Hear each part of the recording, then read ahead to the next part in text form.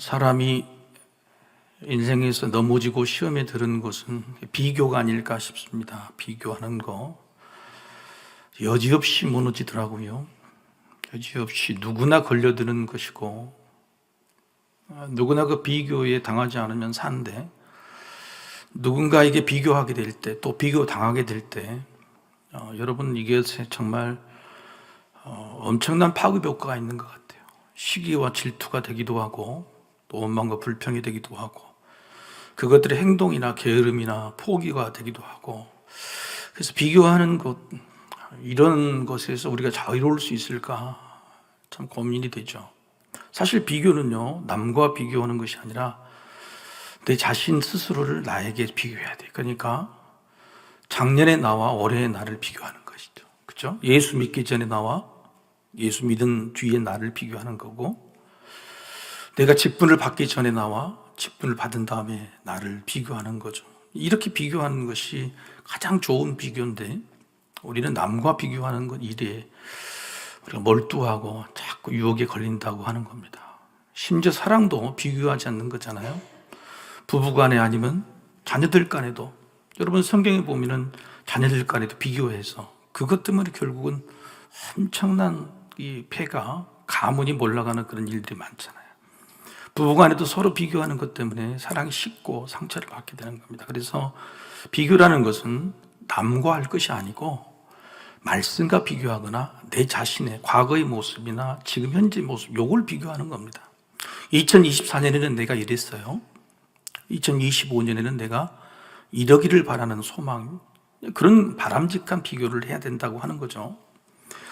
적어도 작년보다는 올해 내가 좀 성장해야 되겠다. 내가 뭔가 성숙해져야 되겠다. 이런 비교를 할 때에 하나님이 기뻐하신다. 예수님이 매번 하신 말씀이 있잖아요. 바리새인들은 늘 기도를 그렇게 하잖아요. 나는 저 세리와 같지 않습니다라고 비교하는 거. 근데 예수님이 뭐라 그랬어요? 된다고 생각한 사람은 먼저 됐다고 생각해서 나중되고 나중된 사람이 먼저 된다고 하는 거죠. 그러니까 예수님이 세상 사람들이 걸려 넘어지는 문제가 뭐냐면 남과 비교해서 만족감이나 우월감, 자기 성취감을 얻으려고 하는 참 어리석은 이런 생각을 견제한다고 하는 겁니다. 여러분, 우리가 신앙에 성장해야 된다. 2024년에 나보다 2025년에 신앙이 성장해야 된다 그러면 어떻게 성장하면 좋을까요? 어떻게 성장하는 방향? 뭔가 이게 문제가, 이 잣대가 있어야 될 거 아닙니까? 그 잣대는 제가 여러분에게 말씀드렸던 이 네 가지를 가지고 잘 생각해 보시면 돼요. 첫 번째는 내가 영혼의 생각을 많이 하는가, 육신의 생각을 많이 하게 된가요? 그러니까 내가 생각을 살아가면서 나의 생각이 그냥 육신적인 생각에 많이 몰두해 있나? 한번 생각해 보면 돼요. 오늘 내가 생각을 해봤는데 그냥 영적인 생각이죠. 보이지 않는 것들, 그런 문제에 대해서 좀 생각을 많이 했는가? 이런 문제에 대해서 이게 굉장히 중요한 성장의 포인트다고 하는 거예요. 아무리 믿음의 연륜이 되고 또 좋은 직분을 받아도요, 기도를 열심히 해도 중요한 것은 우리 마음과 생각이 자라나야 돼요. 근데 내 마음과 생각이 육적인 것에 사로잡혀 있다. 그게 문제가 골몰에 있다 그러면 문제죠. 자녀를 바라보는 눈이 육적인 것이다. 그러면 덜 꾸며주기를 원하고 뭐 좋은 거 입히려고 그러고 먹이려고 그러지만은 자녀의 영혼이 어떤 모습, 어떤 옷을 입고 있는가에 걱정이 된다. 그런 거 고민하면 달라지겠죠. 그런 게 성장이라고 하는 것입니다.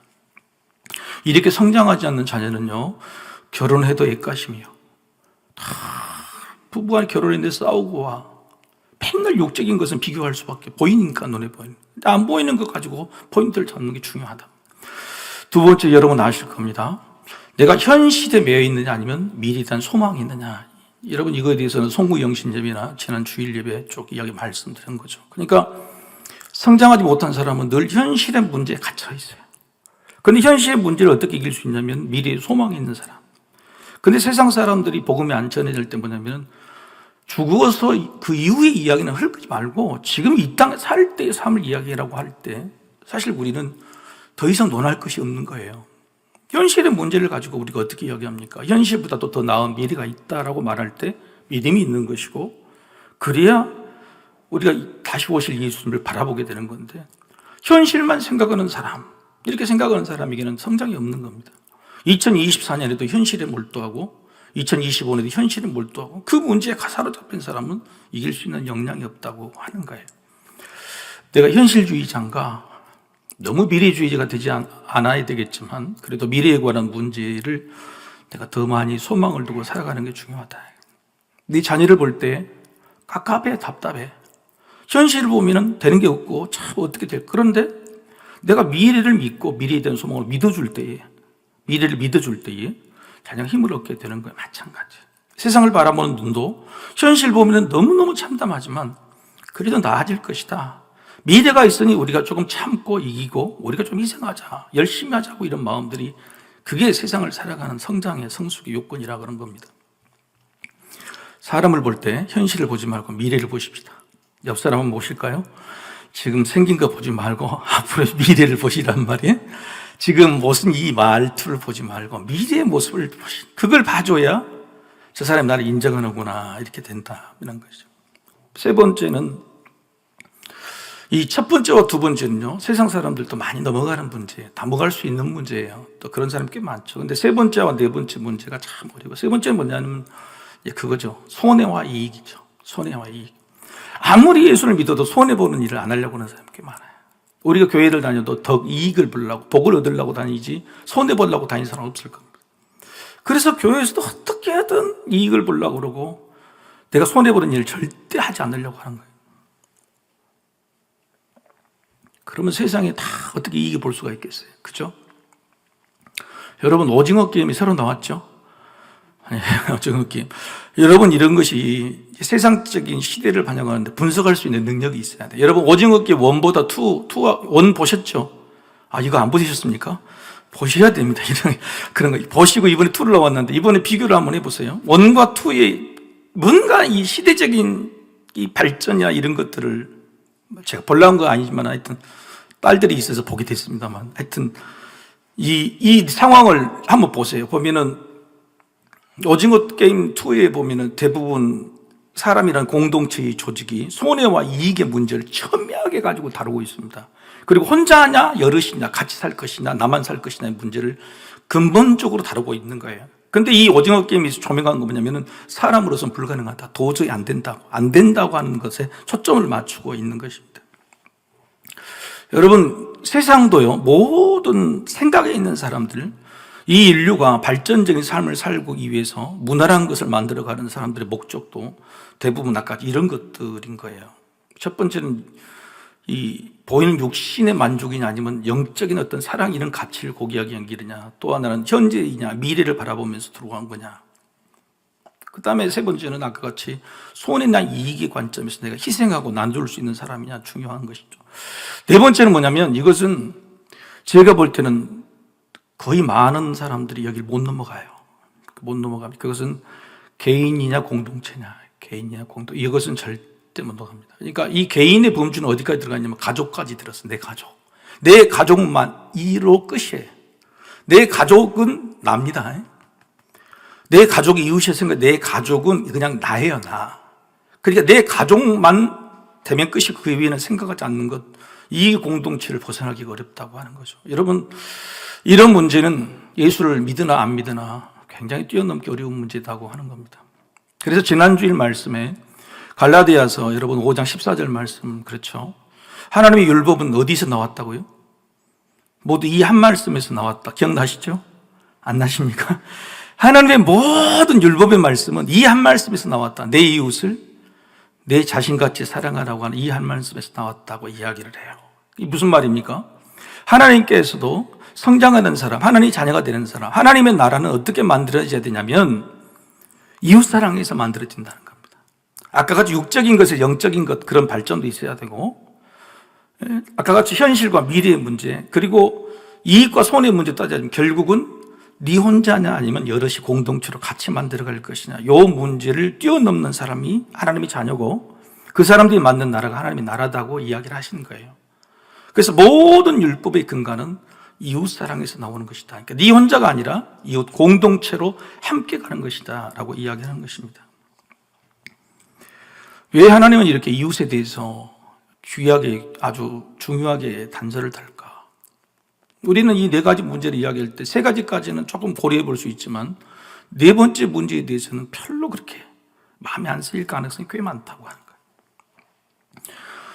하나님이 주신 율법은 세 가지입니다. 제사법과 도덕법과 시민법이에요. 그런데 이 세 가지 분류 중에서 두 가지가 이웃이에요. 공동체예요. 제사법은 내가 하나님께 드리는 거고, 도덕법과 시민법은 결국 공동체의 이야기인 겁니다. 여러분, 하나님 주신 십계명도 보시죠. 이웃에 관한 계명이 절반이 넘죠. 만약에 부모까지 한다 그러면 6개고 4개가 하나님을 섬기는 법입니다. 이웃이 훨씬 더 큰 비중을 차지하는 거예요. 나중에 사도 요한이 성경을 마무리하잖아요. 사도 요한이 말하는 것은 뭐예요? 내가 눈에 보이는 이웃을 사랑하지 않고 눈에 보이지 않는 하나님을 사랑한다고 말하면 그것은 거짓말이다, 믿음이 아니다고 이야기하는 겁니다. 결국은 하나님께서 상조를 통해서 내 몸처럼 이웃처럼 사랑하는 그 말씀에서 시작된 모든 하나님의 말씀이 사도 요한이 정리하고 있는 거예요. 결국은 이웃사랑, 이 공동체, 하나님의 나라를 어떻게 만들어야 할 것이냐 문제 귀결된다고 하는 것입니다.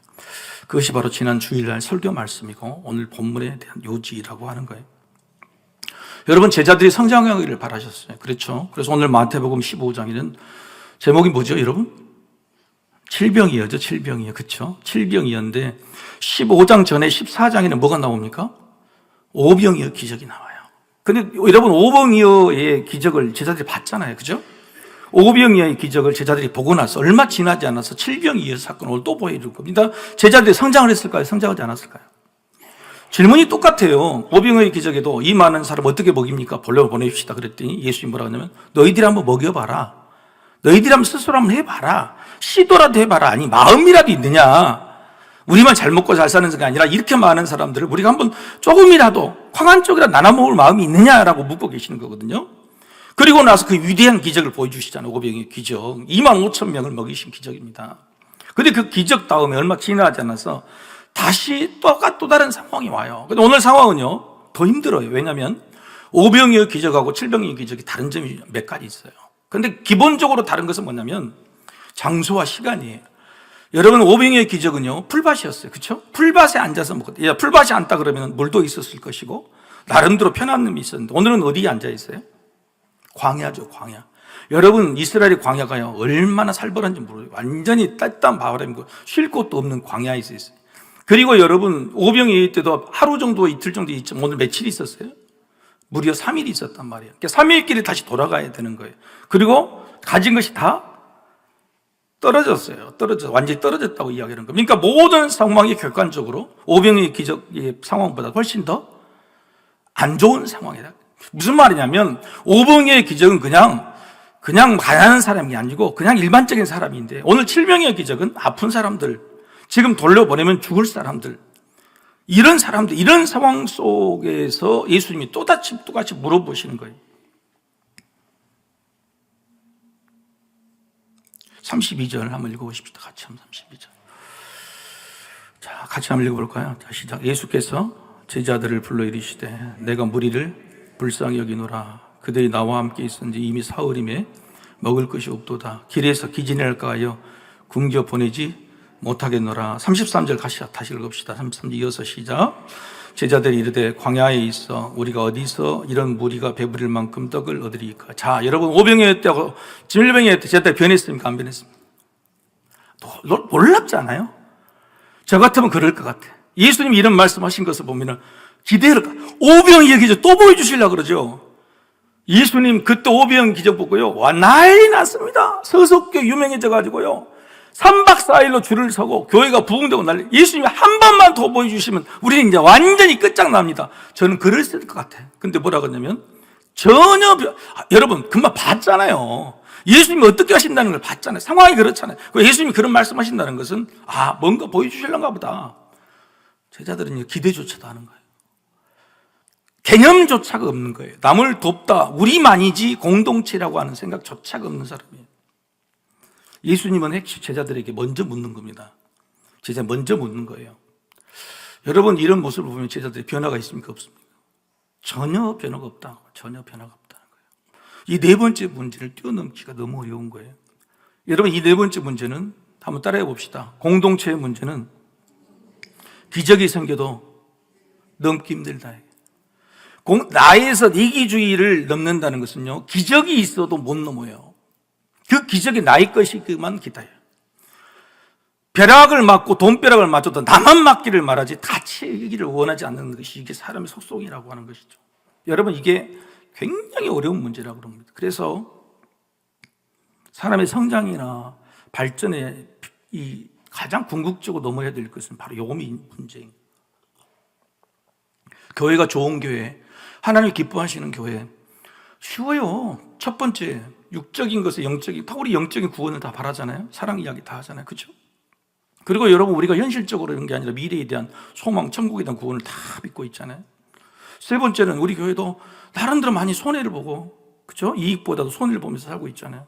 근데 네 번째는 바로 여기서 넘어지는 거예요. 우리 교회가 진짜로 세상 가운데 어떤 역할을 할 것이냐, 우리 교회 성도들만 잘 먹고 잘 살고 잘 놀 것이냐, 지역사회에 어떤 영향을 미칠 것이냐. 근데 정말 중요한 문제는요, 이웃의 크기예요. 이웃의 범위예요. 이웃의 범위. 여러분, 우리가 우리 가족만 챙기는 게 아니라 가끔 우리 옆에 있는 이웃도, 사랑하는 사람도 챙기고 주변에 얼마나 할 수 있는데, 딜레마가 하나가 우리 교회에 최근에 생겼어요. 주일날 아침에 구제금 2,000원을 받으러 오신 분이요, 처음에는 30명, 50명이었는데 최근에 170명까지 늘었어요. 170명이라는 사람이 들이모래 가득 차가지고요, 그 사람이 또 받으려고 그러고 교회에서 사람 시끄럽게 떠들기도 하고 거의 점령해버린 이런 상황이 된 거예요. 이런 문제를 성도들이 극명하게 갈라졌어요. 우리 성도들에 대한 태도가 시끄러우니까 내보내자, 여기서 한두고 절제하자. 또 반은 아니 우리 교회 온 사람이니까 그 사람들 위해서 뭔가를 더 주고 우리가 손해보다도 끝까지 그게 목적 아니냐. 성도들의 방이 갈라졌다고 하는 거예요. 문제는 서석교회 공동체가 바로 이런 면에서 아직도 성장과 성숙의 문제를 뛰어넘지 못하고 있는 거예요. 아무리 말해도 이게 안 되는 그 문제란 말이에요. 왜 예수님이요, 부자는 천국에 못 간다 그랬을까요? 여러분, 부자는 천국에 갑니까 못 갑니까? 여러분, 솔직히 부자는 천국에 가면 못 가. 성경은 뭐라고 말씀하셨어요? 부자가 천국에 가는 것은 낙타가 바늘길을 통과하는 것이다. 같다. 그러면 낙타가 바늘길을 통과할 수 있습니까? 못 통과합니까? 통과 못하죠. 그러니까 부자는 천국에, 따라해 보세요. 왜 안 하려고 그래 자꾸. 따라해 보시라니까요. 부자는 천국에 못 간다. 근데 우리 이걸 받아들이지 않으려고 해요. 여러분, 이제 전임 목사님, 오도콘 목사님이 이거 TV 패널로 나가서 싸우셨잖아요. 이건 청빈론이에요. 부자는 천국에 못 갑니다. 그랬더니 다른 쪽에 계신, 여러분 좋아하시는 요즘 김동학 목사님은 청부론이에요. 가난한 부자는 천국에 간다고 하는. 여러분 뭐가 좋아요? 여러분은 뭐가 되고 싶어요? 나는 청부론 쪽에, 난 부자가 되고 싶은데 그래도 나는 부자라도 천국에 가고 싶다. 성경은 그걸 사기라고 그래요. 성경에서 말하는 것은요, 이웃의 범위를 이야기하고 있는 겁니다. 이웃의 범위요. 그러니까 내가 만약에 돈을 1억을 가지고 있는데 내 이웃의 범위가 내 가족이랑 내 주변의 친지들까지면 1억 가지고 충분히 나눠주고, 저 사람 참 선한 사람이니까 나누고 산다고 생각해요. 근데 내 이웃의 범위가 친구과 친척이 아니고 동기동창이고 서석교회 성도들이고 심지어는 이 서석동에 살고 있는 동네 사람들까지 다 포함된다고. 1억이 작아요, 많아요? 도우려면 그 1억을 가지고는 다 도울 수가 없는 겁니다. 그러니까 이웃의 범위를 어떻게 전향하에 따라서 내가 부자냐 부자가 아니냐의 차이가 있는 겁니다. 그런데 우리는 이웃의 범위를 어떻게 해요? 딱 여기까지만 딱 정해놓은 거예요. 여기까지만 딱 정해놓은 거예요.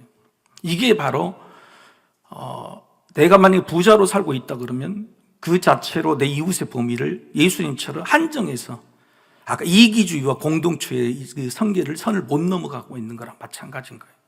하나님께서 갑자기 1억을 주시다가 10억을 주셨다 그러면 그 10억을 가지고 우리에게 누리라고 한 겁니까? 아니면 10억이라는 것으로 더 많은 사람을 도우라고 그런 거예요? 더 많은 사람을 도우라고 하는, 그냥 당연한 이야기예요. 당연한 이야기라고 합니다. 영국의 프리미어 리그의 리버풀에 사디오 마네라는 사람이, 축구선수가 있었어요. 리버풀에 아주 불도저 유명한 축구선수죠. 근데 그 선수가 세네갈의 아프리카 흑인이었는데 15살 때까지 신발도 없이 그렇게 축구했던 사람이죠. 근데 세네갈 국가대표가 아프리카 대회에서 좋은 성적을 거둔 거 보고 용기를 내서 영국으로 넘어가서 결국은 이 리버풀 유명한 프리미어 선수가 됐어요. 이 사람은요, 이 전 세계 프리미어 축구 선수로서 벌어들인 한 주요, 그건 주급이니까 주급으로 돈 돈이 몇 10억이에요. 그러니까 하루에 5억, 10억씩 버는 사람인데, 그 사람이 왜 유명했냐면 핸드폰이 깨지는 핸드폰이었어요. 구형. 유리가 다 깨진 핸드폰을 테이프로 붙여가지고 쓰고 다녔어요. 그리고 그 사람이 이 사람이 이슬람교도인데 이슬람 성전에서 화장실 청소를 같이 해주는 모습이 찍혔어요.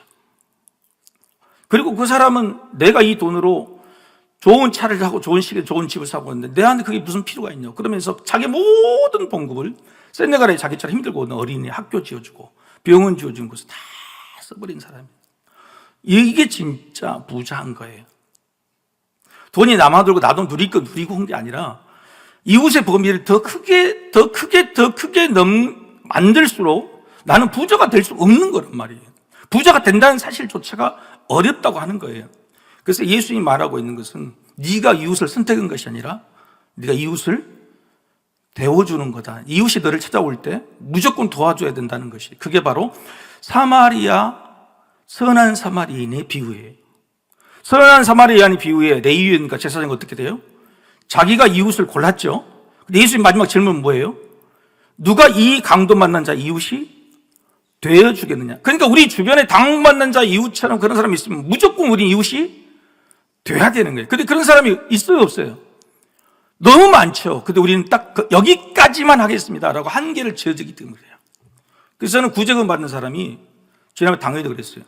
줄을 한 200m 섰으면 좋겠다 그랬어요. 우리 교회가 없든 다음에는 줄 돈이 없더라도 200m 정도 섰으면 좋겠다고 그랬어요. 근데 우리가 할 수 있는 범위에 한계를 딱 지어버리면 세상 사람들과 우리가 같은 게 다른 게 뭐냔 말이에요. 다른 게 뭐냐고요. 여러분, 이런 문제에 대해서 우리가 개념을 분명하게 정해야 된다고 하는 것이죠. 여러분, 오늘 예수님께서는요, 제자들이 성장하기를 원하셨어요. 그리고 여러분, 5병의 7병의 공통점이 뭐냐면은 전부 다 남았다고 그런 겁니다. 남았다고. 그러니까 뭐냐면 내가 나누어주기로 작정할 때 반드시 나누어주는 것은 부족합니까? 남게 되는 겁니까? 반드시 남게 되는 거예요. 내가 나누어주려고 할 때 뭐가 찾아오죠? 기적이 찾아온다 그런 거예요.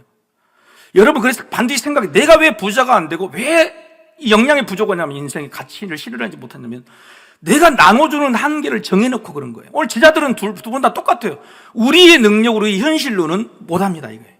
우리 계산으로는, 우리 현실로는 안 됩니다는 거예요. 현실주의자, 계산주의자, 이렇게 되면 우리가 손해 보더라도 안 됩니다라는 계산 속에 갇혀 있는 거예요. 성장이 안 되는 겁니다. 그런데 마지막 네 번째 문제, 공동체를 넓힐 때에 우리에게 손해가 이익은 그것은 다음의 문제예요. 손해 이익의 문제가 아니라 그것은 기적이냐 기적이 아니냐의 문제가 돼요. 주님의 기적이 있다면 주님의 기적은 이런 데 찾아온다는 겁니다. 그리고 나누어 주게 될 때 반드시 부족합니까? 남습니까? 반드시 남는 인생이 된다는 거예요. 이게 정말 중요해요. 여러분 인생을 한번 생각해 보세요. 작년 2024년 여러분 그냥 돈 쓰고 남는 거 한번 생각해 보세요. 남았습니까? 부족했습니까? 대부분 남으셨군요. 대답을 안 하시고. 저는 엄청 부족했거든요. 여러분 많이 주고 베풀려고 그러면요 부족할 수밖에 없어요. 부족할 수밖에 없어요. 그런데 마음은 참 행복해요. 편안해요. 뭔가 쌓여가는 것 같고 내가 하나님의 길을 가는 것 같고 내가 꼭 그 길을 더 가고 싶고 그런 칭찬받고자 하는 것 열망들이 생기는 거라고 하는 거예요. 여러분 이런 것들이 성장이고 성숙인 것이죠. 여러분 우리가 교회가 부흥이 되고 막 좋아하는 그런 것 다 이런 것에서 나눠주는 것, 계산하지 않고 나눠주고 그런 일들이 우리에게 기적으로 찾아올 것, 그리고 또 남아지고 성성대 같이 나눠주게 되는 이런 것들이 됩니다. 여러분 오늘 남는 것들이 있죠. 광주리에 배불리 먹고 7광주가 남았어요. 이 남는 거 어떻게 했을까요? 여러분 5병의 기적이 남았잖아요. 그죠? 여러분 이게 뭐죠 이게? 저는 이걸 꿈꾸는 거예요. 이게 뭐냐면은 우리가 없는 형편에서 막 나눠주는데 도와주는 사람이 헌신하는 사람이 설명께서 남았어. 그리고 우리들도 마지막에 저는 예수님이 야 전부 이리 와봐라. 호주머니 다 넣어주고 싸가라. 3일 길을 돌아가야 되잖아요. 다시 3일 길을 흩어 보낼 때에 그 길에 먹을 것도 있어야 되지 않습니까? 배에 넣은 건 한 개니까. 그럼 전부 싸서 줬단 말이에요. 그래서 저는 우리가 없는 가운데 서로 나눠서 오히려 기적의 역사가 있어서 우리 성도들도 전부 다 챙겨갈 수 있으면 좋겠어요. 나갈 때. 그래서 우리 청년부가 너무 이뻐. 지난 송구 영신 예배도 내가 성탄절도 선물을 못 줘서 미안하고 돈이 없어 미안한데 어떻게 청년들 주머니 털었어? 예산이 많이 남았는 거. 어떻게 그 조그만 이상한 거 하여튼 뭐 약하고 뭐 너거 하여튼 그거하고 이렇게 주더라고. 하여튼 뭘 주더라고. 하여튼 그 뭔 약이요?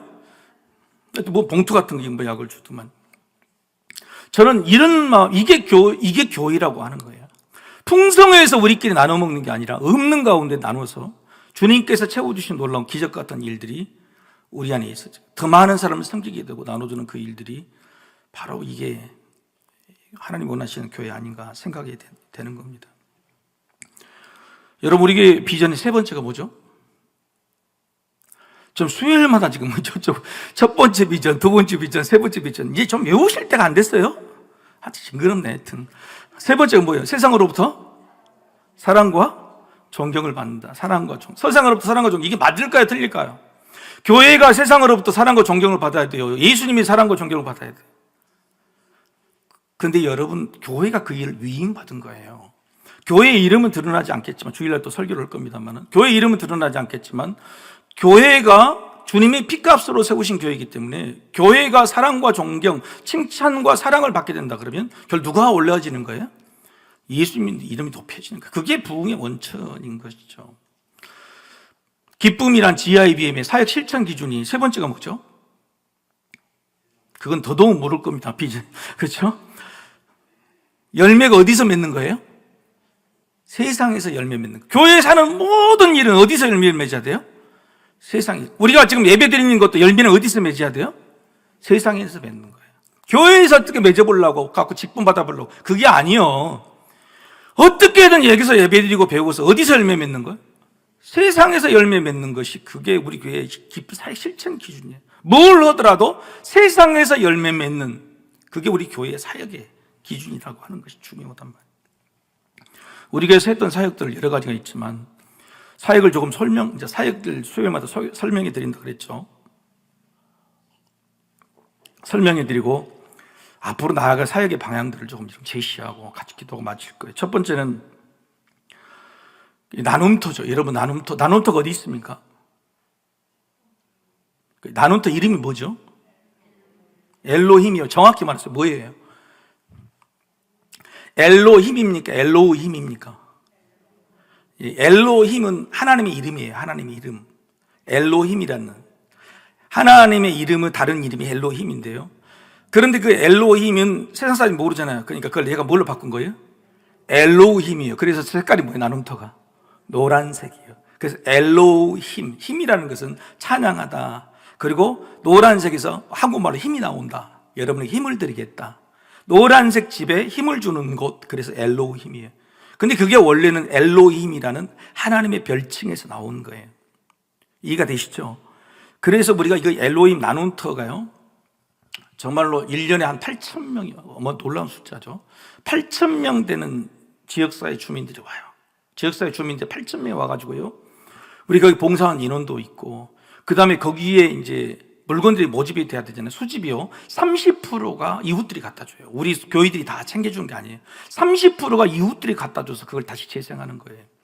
그러니까 지역사회에 우리가 선전하지 않지만은 굉장히 많은 일들하고, 거기서 또 우리 교인 중에서 한 분이 희생을 해서 쌀도 나눠줍니다. 쌀도 5kg짜리, 10kg짜리 이것을 그 힘들고 어려운 이웃들 자기 가져오면 무조건 쌀도 줄 수 있도록 그렇게 만들어가고 있어요. 최근에는 상담소까지 개설했습니다. 그래서 신앙 상담뿐만 아니라 힘들고 어려운 인생에 대한 문제들도 상담할 수 있도록 그렇게 했습니다. 여러분, 이런 일들이 어찌 대단하지 않는 일이라고 할 수 있겠어요? 문제는 뭐냐면은 여기에 사역자가 필요한 거예요. 그래서 내가 일주일에 단 2시간만이라도, 1시간만이라도 내가 거기 와서 그 일 좀 도와주고 상담해주고 그 자리를 지킨 것만해도 이렇게 얼마나 좋겠다. 저는 이제 저쪽 나눔터 있는 그 옆쪽을 이번에도 또 건물만 매입했는데요. 그쪽에 있는 그 건물 있잖아요, 있죠? 아시죠? 그 위로 그 건물을 싹 매입했으면 좋겠다. 제 꿈이야. 당회에서 한 번도 이야기해 본 적 없어요. 갑자기 놀라지 말고, 목사님이 미쳤다 이러지 말고, 그쪽에 있는 건물들 싹 구입해가지고 노란색으로 싹 칠해버려. 싹 해보면 여러분 지나가면서 얼마나 멋있겠어요, 그죠? 얼마나 지나가면서 거기를 싹 우리 교회 전도관도 만들고 뭣도 하고. 저는 그런 게 꿈이야. 조금씩 사야 될 때가 뭔지, 어디가 세상 사람들이 차 타고 나면서 보이는 게 뭔지 다 그런 게 보이는 거예요. 그리고 왜 저는 거기다가 그랬냐면요, 저는 처음에 만들 때 꿈이 있었어요. 거기가 버스 정거장 바로 옆에 있잖아요. 그래서 우리 교회 70대, 80대, 90대 되신 어르신들이 아침에 할 일 없으면 버스 타고 와서, 공짜잖아요. 버스 공짜 아니에요? 공짜 맞죠? 이게 공짜로 왔다. 거기서 앉아갖고 그 나눔터에서 사람방처럼 막 고기도 꺼먹고 뭐 또 하고 놀고 또 어른이 도와주고 그 저녁 되면 가자 그러고 문 닫고 가고 저는 그렇게 운영됐으면 좋았다고 생각이 돼요. 어떤 사역자를 힘들게 한 게 아니라 우리 어르신들이 얼마나 살갑게 하고 힘든 사람도 도와주고 그래서 우리 교회 사랑방처럼 그렇게 해서 이루어질 줄 알았는데 사역자들이 없다는 것이 참 제 마음이 아프다고 하는. 그래서 여러분들도 나이 젊으나 상관없이 내가 일주일에 1시간, 아니 한 달에 한두 번이라도 거기 와서 그 일들을 감당했으면 좋겠다. 그리고 1년에 8,000명 가까운 사람들 맞이해서 내 입으로 복음 이야기 안 하고 예수 믿으라는 말 안 해도 알아. 어디선지 다 간단 말이에요. 그분들이 다 교회로 오시게 되고 그분들이 또 복음을 믿게 되는 것입니다. 그래서 이 일들이 좋은 일이고 확장해야 될 일이라 생각이 됩니다. 우리 교회가 왜 저기서 이쪽으로 옮겼을까요? 하나님께서 왜 여기에 옮기게 하셨는지 그 많은 빚을 지고 옮기게 한 이유는 저는 그거라고 생각합니다. 세상 사람들을 만날 수 있는 공간이 넓어졌어요. 맞은 인터페이스라고 그러죠. 마주치는 공간의 장소가 넓어졌다. 주차장도 개방하고 저기보다 훨씬 좋은 자리가 됐다고 하는 거예요. 그래서 저는 어떻게든 세상 사람과 마주치는 공간 속에서 우리 사랑과 주님이 이 복음을 전할 수 있는 계기를 만드는 것이 꿈이라고 하는 겁니다. 사회봉사는 어려운 거 아니죠. 두 번째, 집수리 봉사합니다. 우리 교회 성도의 고집이 참 센데요. 이 집수리 봉사 때문에 교회 예산을 안 받아요. 이 집수리 봉사가 적어도 한 달에 한 번 내지 두 번씩을 나가는데 필요한 예산만 해도 내 생각에 1억 원 정도 들어갈 겁니다. 근데 겨우 집수리 봉사팀이 교회에 요구한 것은 300만 원이에요. 모두 자기 시간과 자기들이 물자를 조달하고 해요. 여러분, 이쯤 되면 박수가 나올 정도 돼야 돼요. 여러분이 뭘 모르니까 정도. 여러분이 집수리 봉사가 지금 얼마나 우리 교회 가는 집수리 봉사가 지금 동사무소나 우리 교회 노예에서 크게 유명이 되고 지난주에도 천풍교회라는 화성 천풍교회 갔는데 본당이 지금 슬라브 건물로 다 쓰러지고 이미 합선되고 사태까지 그걸 전부 다 고쳐주고 그 목사님이 제게 거의 울면서 전화했더라고. 내가 나이 60이 넘었는데 내 평생에 처음 있는 일이었다고. 너무너무 감사하다고. 너무너무 감사하다고. 여러분, 우리가 그렇게 집수를 해주고 교회를 세워주고 세상에 있는 많은 사람들 집을 해주는 것이 지금까지 50채, 100채는 훨씬 넘어요. 그 많은 일들을 놀랍게도 우리가 돈을 준다고 해도 저분들은 돈 필요 없다고 자기 돈으로 하고 계세요. 여러분, 우리 교회 대단한 교회 아닙니까? 우리가 만약 예산을 투자하고 그런다 그러면 정말 놀라운 일들이 있을 것 같아요. 여러분 몰라서 그런 거예요. 세 번째, 에스더 미용봉사는요, 미용봉사예요. 머리 자르는 미용봉사인데요. 한 달에 2군데 이상의 병원에 가는데 한 병원에 갈 때 200명씩 많을 때 여러분 200명을 자른다는 것은 80이 넘으신 우리 권사님, 집사님들이 그걸 가가지고 하루 종일 봉사하다고 이렇게 오거든요. 여러분 이게 없나요? 단기 선교를 가면 이 미용봉사가 얼마나 여러분 미용봉사 좋은 이유가 뭐냐면요. 여러분 집은 한 번 고치면 그 다음에 갈 필요가 없죠. 근데 머리는 2주면 무조건 가야 돼. 그 사람을 또 만나. 그리고 머리 자른 동안 가만히 있어 움직여.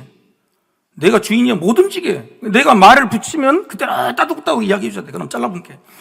그러니까 여러분 그래서 이병이라는 것은 무조건 반복적으로 만날 수밖에 없어요. 실력이 좋으면 2주나 한 달에 한 번씩 무조건 만날 수밖에 없고 만나는 동안에는 내가 복음을 전할 수 있는 듣게 만들 수 어떻게든 사랑할 수 있는 좋은 기회가 된다는 거예요. 그래서 저는요 우리 교회에서 이 미용을 배우는 사람이 참 많으시면 좋겠다. 한 50명이 쫙 해가지고 그냥 50명이 쫙 이렇게 그리고 그 돈의 요양병원 우리가 다 감당했으면 좋겠다. 할렐루야.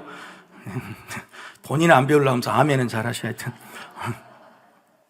여러분 이런 일들이 이게 규칙적으로 그렇기 때문에 복음이 전해지는 거란 말이에요. 그래서 이런 일들을 우리가 할 수 있고 노력해야 돼. 우리가 하고 있어요 지금. 그래서 이런 일들이 중요하다고 하는 겁니다. 다비다 봉사라고 있어요. 다비다 봉사는 이분들도 고집이 세가지고 아무리 교회에서 예산을 준다고 해도 안 받아. 예산 50만 원인가 30만 원인가 있고 한 달에 20가정 내지 30가정을요 매일 도시락 봉사를 해요. 김치면 김치 담가지고 그 사람들 가서 위해주고 20가정 내지 30가정이 아예 딱 정해져 있습니다. 근데 이분들도 예산을 먹고 자기들이 도운 거예요. 놀라운 일들이에요. 다돌동 다 같이 돌자 동네 한 바퀴 아시죠? 그 일을 통해서 여러분 이 고아원 그 다음에 옆에 있는 어른들 경로당 이런 데 우리가 매번 찾아갑니다. 그래서 개동다에 행사할 때마다 우리도 매일 돕고 있죠. 장학사업도 합니다. 인근에 있는 학교도 있잖아요. 주변에 있는 대여섯 개 있는 학교들에게 저희들이 장학금을 주고 있어요. 그래서 여러분 우리가 사례주의 여고 우리 올해도 하죠. 사례주의 여고에서 뭐 합니까? 그 체육관에서 우리 그 한마당 잔치를 하잖아요. 안 빌려줘. 근데 이거 누구만 빌려줘? 우리 교회만 빌려줘. 우리 교회만. 안 빌려준대. 우리 교회가 왜 빌려줄까? 장학금을 주니까. 장학금을 주니까. 그러니까 지역사회에 우리가 하고 있는 일이 다 있다고 말이에요. 있다고. 그 다음에 잉여금을 사용해요. 잉여금이 뭐냐면은 해마다 예산이 얼마고 그래가지고 결산해봐 남는 돈이 있어요. 근데 그 남는 돈을요, 저는 다 썼으면 좋겠지만 훗날을 위해서 우리 교회가 하도 오래돼가지고 모아놓죠. 그래서 연말 되면 무조건 동사무소 7군데 200만 원에서 400만 원씩 돌려줍니다. 무조건 그냥 동사무소 이름에 그냥 붙여버려요. 그냥 붙여버립니다. 그러면 동사무소가 알아서 씁니다. 동장님들은 제발 나와서 상장 좀 한번 받아가라고, 꽃다발고 사진 한번 받으라고도 한 번도 간 적이 없고, 자기들이 택배로 오고 찾아와도 간사님 제가 만나줍니까? 안 만나줍니까? 안 만나줘요. 안 만나줘요. 돈 줬으니까 알아서 쓰라고, 장대히 좋은 일 쓰라고. 그래서 동사무소 7개 그렇게 지속적으로 한 지가 벌써 7년 8년이 됐어요. 여러분 모르셨죠? 알고 계셨군요. 그래, 그 일을 동사무소 다 지산 1, 2동, 산수동, 여분 남동, 여기 서남동, 또 동명동 7군데 이상을 다 그렇게 금동까지 다 하고 있습니다. 그 다음에 공공대여. 공공대여가 뭐냐면은 이 건물이 특히 드림몰이나 다른 곳에 일반 세상 사람들도 술을 먹거나 정치적인 모임이나 그런 모임 휘달리지 않은 어떤 모임 신청은 다 하라갑니다. 돈 받지 않고 청소비도 받지 않고 다 그냥 해요. 결혼식이든 뭐든 다 합니다. 그래서 우리 교회 교인 성도들도 본인의 어떤 필요한 것들을 장소 사용 신청서 되면 다 쓸 수 있도록 우리가 해드려요. 그래서 여러분들도 그런 일을 잘 해서 이웃을 위해, 여러분이 만약에 동장이다 그러면 그런 일들 우리 교회에서 행사 신청서 내가지고 우리 교회에서 한번 딱 그렇게 한다 그러면 얼마나 멋있어. 우리 드림을 멋있죠? 딱 멋있고 차도 그냥 다 주차장도 다 합보가 돼 있고, 그렇게 되면은 이분들 마음속에 소속교회가 어떤 교회라는 것이 딱 이러는데 여러분이 그걸 알아야 된다. 예배 파송주일이죠. 예배 파송주일. 우리가 예배 파송주일이 언제입니까? 8월 마지막 주, 넷째 주야죠. 예배 파송주일, 작년에 같은 경우에 한 30개 교회 이상을 나갔어요. 거기 가가지고 조그만 교회 가도 그 성도들이 한 번 가서 헌금해 준 돈이 적어도 50만 원에서 100만 원씩이고, 거기에 가가지고 그분들 폐 끼치지 않고 한차 예배 드리는 거예요. 여러분, 이 일들이 많은 교회 희망이 됐고 감사하다. 깜짝 놀래. 이렇게 예배 파송주일을 하는 교회는, 여러분 예배 파송주일날 우리 교회가 여기 헌금 한번 받으면 얼마 정도가 마이너스가 3천만에서 5천만 원이 마이너스 돼요. 한 주간만 우리가 예배를 안 드려도. 근데 그걸 우리가 희생해버린 거예요. 그걸 희생해가지고 예배 파송주일로 가서 거기 가서 쉬라고. 근데 이게 바로 지역사회에 있는 가까운 게 힘들고 어려운 교회에 가면 얼마나 위로가 되는지 몰라요. 예배 한 번만 드려준 것이 얼마나 기쁜지 몰라. 그래서 이번에 예배 파송주의라는 것이 제가 개인적으로는 한 2번이나 3번쯤 했으면 좋겠는데, 또 그렇게 하면 또 우리 교회를 안 나와볼까 싶어서 내가 그래가지고 요걸 그렇지. 그래서 한 번 정도는 이 일이 얼마나 귀하고 좋고, 매 큰 교회도 그걸 아무도 못해요. 용기가 없으면 못합니다. 그래서 우리는 그걸 과감하게 하고 있다고 하는 거예요. 그래서 우리 교회가 하나님이 원하시는 방향대로 가고 있다고 하는 겁니다. 문제는 뭐냐면 이런 것이, 한번 따라해 봅시다. 전문성. 그러니까 전문성이란 뭐냐면 자기가 하고 있는 일에 발전이 해야 돼요. 하던 대로 하면 안 되는 거예요. 머리도 깎은 대로 깎은 거예요. 요즘 유행하는 스타일이 뭐예요? 댄디컷입니까? 뭡니까? 여자들 아니면 투블럭입니까? 요즘 인도네시아 단기 선교를 가도 애들이요, 핸드폰을 가지고 요도를 깎아주라 그런 거예요. 상관없이 그냥 갔다가 바리깡 떼고 밀어버리면요, 얘들이 기분 나빠가지고 오히려 화를 내요. 무슨 말이냐면, 내가 우리 교회가 사회적인 일을 할 때 세상은 훨씬 더 잘해요. 요즘 세상이 워낙 복지가 잘 돼가지고 너무 잘하거든요. 그래서 세상보다도 뒤처지면 안 되는 거예요. 흉내내는 거 안 돼요. 그래서 전문성을 가지고 우리가 그 일에 더 잘할 수 있도록 계속적으로 노력해야 된다고 말이에요. 그런 쪽에 관심 있는 사람들은 어떻게 하면 이걸 더 잘해볼까, 세상보다 잘해볼까 하고 노력하고 그걸 찾아내는 것이 정말 중요하다고 하는 것이에요. 돈만 갖다가 때려 넣고 무조건 사람 고생시키기 아니라 우리도 보람을 누릴 수 있는 전문적인 그런 그 소양들을 전명하려는 것이 굉장히 중요하다고 하는 겁니다. 해마다 다돌동을 때 떡이 똑같아요, 달라요? 나 떡도 좀 다르게 했으면 좋겠어요. 맨날 똑같은 떡 갖다 주지 말고, 왔다 올해는 요것이 좋은 떡이다, 이런 것 자체가 돼. 그 양파도요, 여러분 다돌동 제가 시작했어요. 제가 안수집사 시작할 때 제가 날르죠. 30년 됐는데 30년 동안 양파요. 징그러워. 아무리 양파라고 해도 한 번은 오이도 주고 한 번은 고구마도 주고 좀 그래야 될 거 아니에요? 그런데 주구장창 양파요. 똑같아요. 저는 제 개인 게 아니라 우리가 똑같이 하더라도 뭔가 전문성이 있어 조금 발전한다면 그게 발전이지, 갑자기 1,000원 줬다가 10,000원 줄 수가 없잖아요. 조그맣게 다르게, 정성이 다르게 뭔가 이런 것들이 좀 보인다 그러면 우리가 참 우리 스스로도 보람을 느낄 수 있는 게 아니냐 이런 생각을 해보는 것입니다. 두 번째 한번 따라봅시다. 지속성. 여러분 이야기 하다가 안 하면 안익하면 못해요. 아무리 힘들어요. 요즘 경제가 어렵다 그러죠. 선교도 안 하는 게 교회 형이 제일 많아요. 세상 어려우니까 안 도와주는 멈춘 교회가 너무 많아요. 그런데 어려울수록 어떻게 해야 돼요? 더 해야 되는 거예요. 어려울수록 더 해야 돼요. 우리 교회가 힘들고 어려울수록 더 해야 되는 거예요. 그래서 세상 안 할 때 찬스예요. 세상이 각박해질 때 복음을 전하는 기회라고 해요. 힘들고 어려울 때 우리가 훨씬 더 해야 되는 것이죠. 여러분 이것을 우리가 생각해야 돼요. 그래서 여러분이 저와 당에 힘을 실어줘야 돼요. 목사님, 한번 따라해봐. 목사님, 어려울수록 더 많이 도웁시다. 이런 마음이 있어야 돼요. 어려울수록 더 합시다. 이렇게 해야지. 목사님, 성도들도 어려워 죽겠는데 남만 돕지 말고 우리 좀 도와주시오. 그러고 있다니. 그러고 있어 성도님들이. 그런 마음 소리 들으면 안 된단 말이에요. 우리도 좀 도와주라고. 그런 마음이면 안 돼. 세상에 어려우면 어려울수록 더 돕는 마음이 되는, 이게 중요해. 지속성이. 세 번째 한번 따라합시다. 확장성. 아까 이웃의 범위가 어떻게 해야 된다고요? 예수님이 더 넓게 가야 돼. 우리가 할 수 있을 만큼 내년에 한 명 더, 두 명 더, 이렇게 넓게 확장해야 돼. 어떤 식으로든 성도들 사이에서도 하고 있는 사람은 게 아니라 집수리 봉사팀도 더 많아지고 임용팀도 더 많아지고 어떻게든 확장되는 일들이 있어야 된다고 하는 게 중요하다고 말이에요. 형식적으로 해서 지난해는 김장을 500포기 했는데 올해는 400포기만 합시다. 작년에는 이만큼 도왔는데 올해는 어려운 게 있기만 적읍시다. 그래버리면 결국 없어지는 거예요. 그리고 우리 스스로가 성장이 없는 거란 말이에요. 그래서 조금씩 더 늘려가는 것이 굉장히 중요한 것이다. 마지막 네 번째 한번 따라합시다. 익명성. 익명성이 이게 문제인 거예요. 예수님은요, 소문내지 마라, 조용히 해라 이렇게 말했지만 우리 교회가 그동안 20년, 30년 동안 너무 익명성으로니까요, 세상이 모르고 무엇보다 교인들이 몰라. 교인들이 우리 교회가 무슨 일을 하는지 몰라요.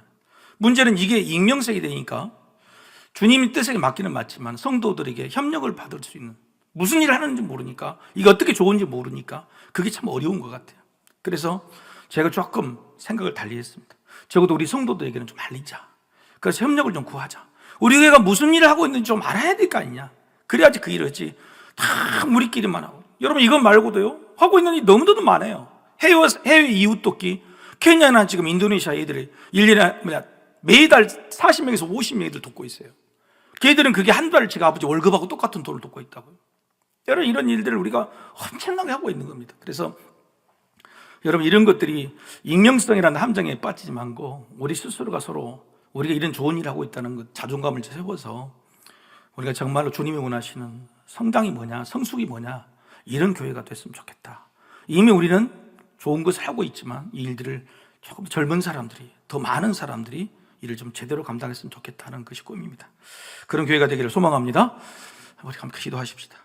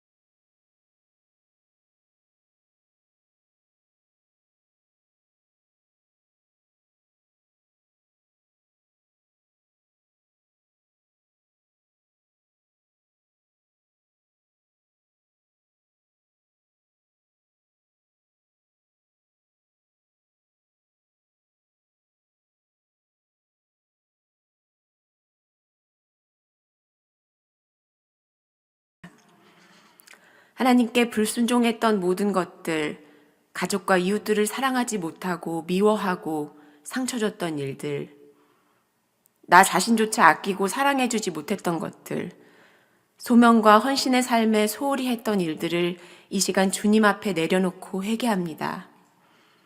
허물과 죄를 용서해 주시는 주님께서 이 시간 정결의 영을 허락하사 이 예배를 통해 하늘의 소망과 은혜를 충만히 채워주시기를 간구합니다.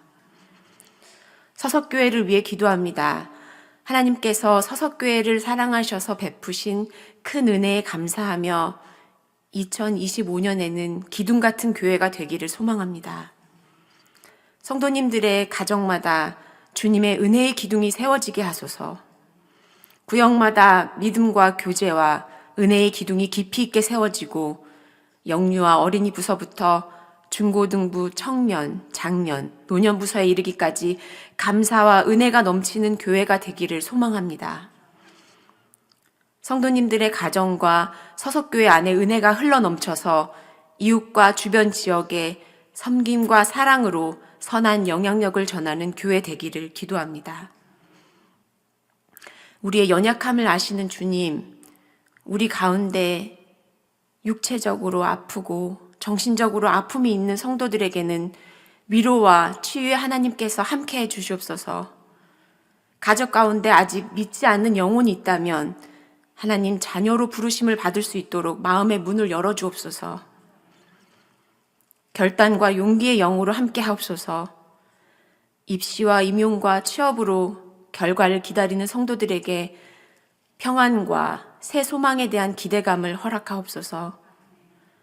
특별히 제주항공 참사를 겪은 유가족들을 기억해 주시고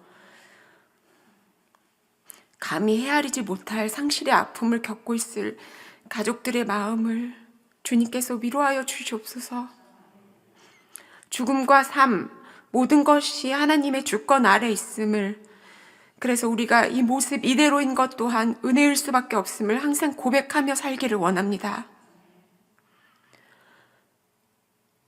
말씀을 전하시는 목사님께 지혜와 담대함을 주셔서 그 말씀이 우리의 심령을 새롭게 하고 하나님의 뜻을 깨닫게 하는 시간이 되게 하옵소서. 말씀 듣고 각자의 가정과 일터 가운데 주님의 은혜가 넘치게 하시고 각자의 맡은 자리에서 주님의 은혜를 감사하며 살아가게 하옵소서. 우리의 연약함을 주님께 맡기며 믿음 안에서 더욱 강건해지는 성도들이 되게 하여 주옵소서. 이 모든 말씀을 우리 구주 예수 그리스도의 이름으로 기도드립니다.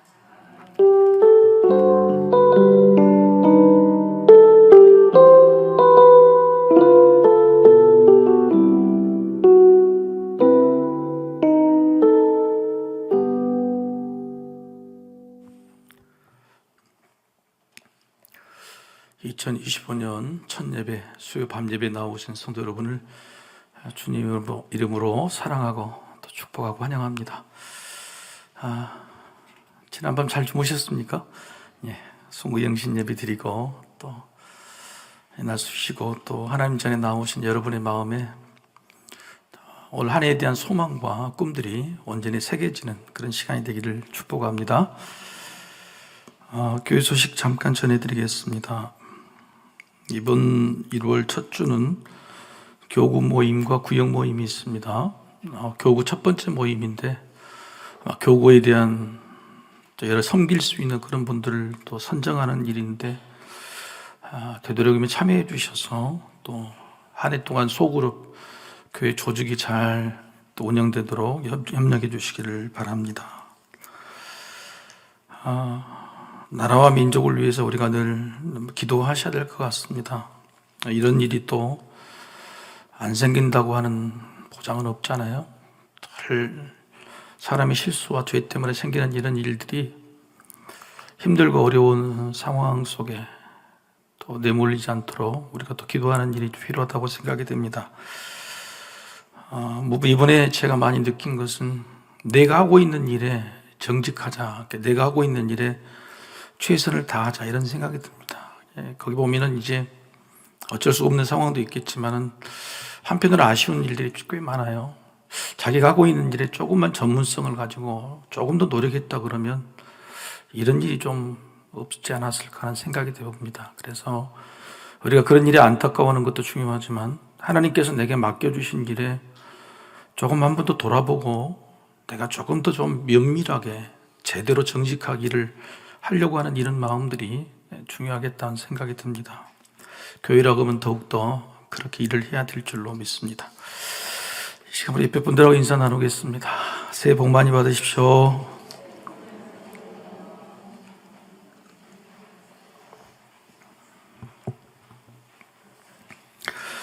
교회 올해 표가 기둥 같은 교회인데 교회에 대한 표 설명은 이번 주일 비롯해서 3주간에 걸쳐서 한 달여간에 걸쳐서 쭉 여러분에게 또 소개해 올릴 것입니다.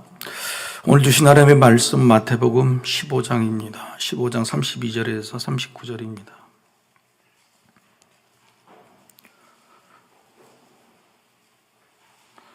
마태복음 15장 32절에서